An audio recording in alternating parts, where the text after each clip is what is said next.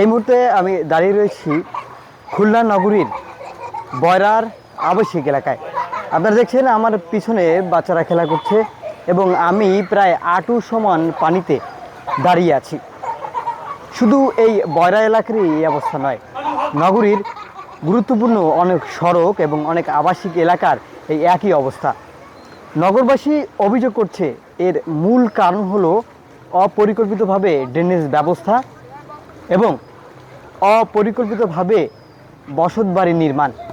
KDR অনুমোদন ছাড়াই রাস্তার জায়গা দখল করে অনেকেই বাড়ি নির্মাণ করেছেন, যার জন্য ড্রেনেজ ব্যবস্থার ক্ষতি হয়েছে এবং ড্রেনেজ ব্যবস্থার যে পরিমাণে কাজ করার কথা ছিল সেটাও সঠিকভাবে করা হয়নি, যার কারণে নগরবাসীর সামান্য বৃষ্টিতেই পথ হচ্ছে এই ভোগান্তি।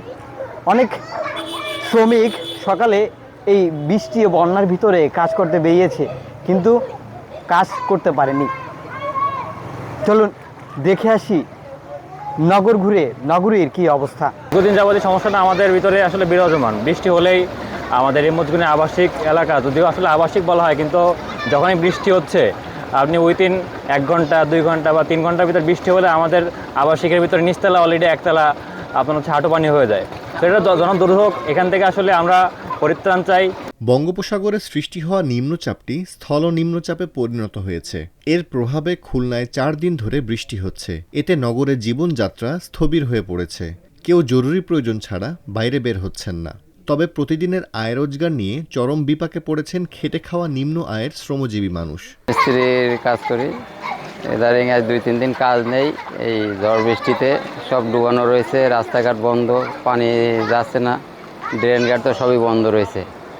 ওদিকে যাওয়ার কোনো লাইন নেই, এদিকে যে সাইড কাজ করি সবই স্কুল টিস্কুল সবই ডুবানো রয়েছে। এই অবস্থায় আছি এখন। পানি না যাওয়া পর্যন্ত তো কাজের কোনো লাইন ঘাট নাই।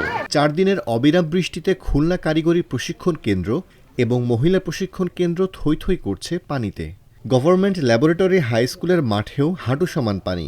এছাড়াও মুজমুন্নি, বাস্তুহারা, নিরালা ও 31 নম্বর ওয়ার্ডের বিভিন্ন এলাকা পানিতে তলিয়ে গেছে। বয়রা এলাকার রাস্তা পানিতে ডুবে গেছে। জানা যায় খুলনা সিটি কর্পোরেশন এলাকার মধ্যে সড়ক রয়েছে প্রায় 1215টি, যার অধিকাংশই বৃষ্টির পানিতে তলিয়ে গেছে। কাজে তো সকালবেলা বের হইতে দেখি বন্যার জন্য অসুবিধা হয়েছে। এখন তো আপনার বৃষ্টিতে তো আর পেট ভরে না, এই জন্য আবার বাসায় ফিরে যাচ্ছি। আর এই তো 10টা-11টা পর্যন্ত তো এমনি বৃষ্টি রয়েছে আর এমনি এখনও পড়তেছে, এই জন্য আর আমি আর কাজ হলো না, এখন আবার বাসায় যাচ্ছি।